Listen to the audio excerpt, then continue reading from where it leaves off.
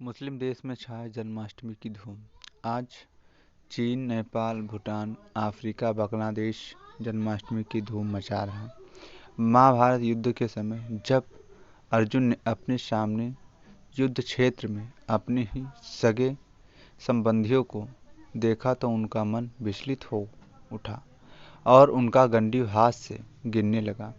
वह कहने लगे कि अपने ही सगे संबंधियों, शाखाओं और भाइयों को मारकर मैं इस महान पाप का भागी नहीं बनना चाहता हूँ। इससे तो अच्छा है मैं खुद ही युद्ध में मारा जाऊं या फिर इस युद्ध का परित्याग कर दूं। अर्जुन की ऐसी स्थिति को देखकर श्री कृष्ण ने उन्हें गीता का ज्ञान देकर उनका मनोबल बढ़ाया। गीता के इसी ज्ञान में यह श्लोक भी है, यदा यदा हि धर्मस्य ग्लानिर्भवति भारत अभ्यातुर्धानम धर्मस्य तदानं सृज्यायं परित्राणाय साधूनां विनाशाय च दुष्टतां धर्म संस्थापना धार्य संभावि युगे युगे।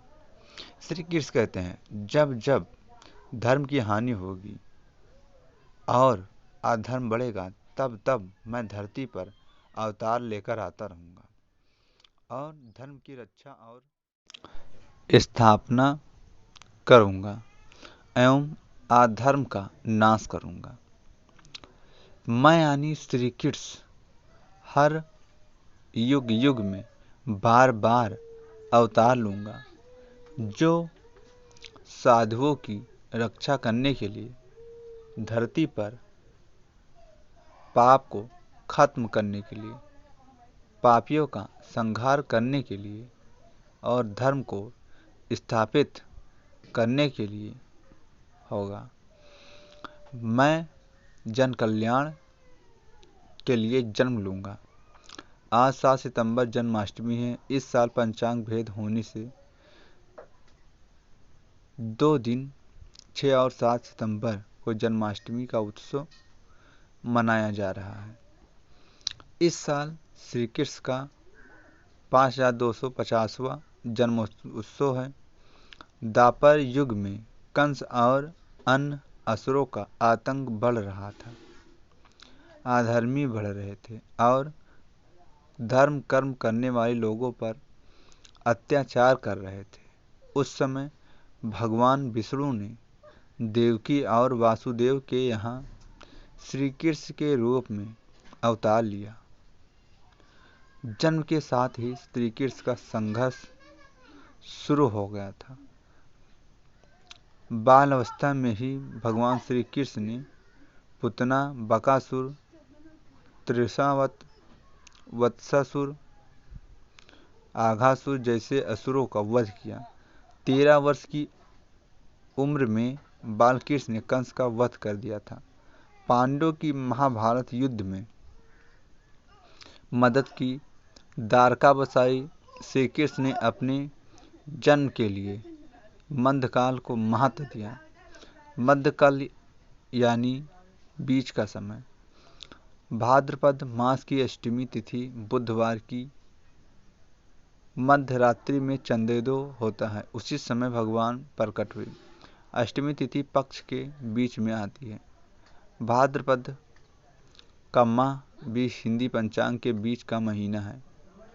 बुधवार भी सप्ताह के मध्य में ही आता है। जन्माष्टमी पर चंद्र रोहिणी नक्षत्र में होता है। इस नक्षत्र के स्वामी भी चंद्र ही हैं। इस तिथि पर चंद्र उच्च का होता है। श्री कृष्ण अवतार चंद्र वश में हुआ और चंद्र से ही इस वश की शुरुआत भी हुई है। बाल कृष्ण के सभी मित्रों ऐसे परिवार थे जिन्हें माखन खाने को नहीं मिल पाता था। गांव के सभी लोग माखन कंस के यहाँ पहुंचा देते थे। अपने मित्रों को माखन मिल सके इसलिए श्री कृष्ण ने माखन चोरी की लीला की थी। उस समय गांव के लोग घर की छत के माखन की मटकी लटका कर रखते थे। श्री कृष्ण और उनके सभी मित्र छोटे थे, उनके हाथ मटकी पर पहुंचते नहीं थे। ऐसे में सभी मित्र एक एक दूसरे पर चढ़कर मटकी तक पहुंच जाते थे और फिर माखन खाते थे। कभी कभी वे मटकी फोड़कर भी माखन खाया करते थे। इसी मान्यता की वजह से यह जन्माष्टमी पर माखन की मटकी फोड़ने की परंपरा है। श्री कृष्ण को बचपन से ही माखन मिश्री बहुत प्रिय था। माता यशोदा बालकृष्ण को खाने के लिए माखन देती थी। श्री कृष्ण अपने मित्रों के साथ मिलकर माखन चुराया करते थे। इसी मान्यता की वजह से भगवान श्री कृष्ण को माखन मिश्री का भोग लगाते हैं। श्री कृष्ण का बाल स्वरूप बहुत ही सुंदर और मनमोहक था। गर्भवती महिला दिन भर नन्हे कृष्ण को देखती हैं तो उनका मन शांत रहता था। बार बार भगवान के दर्शन करने से गर्भ में पल रहे शिशु के विचार सकारात्मक बनते हैं। माना जाता है भगवान श्री कृष्ण के दर्शन करने से गर्भ में पल रहा शिशु भी सुंदर होता है। तो भगवान श्री कृष्ण की जन्माष्टमी की ये कहानी आपको कैसी लगी हमें कमेंट में ज़रूर बताएं और हमारे चैनल को लाइक एंड सब्सक्राइब ज़रूर करें। जय श्री कृष्ण, राधे राधे।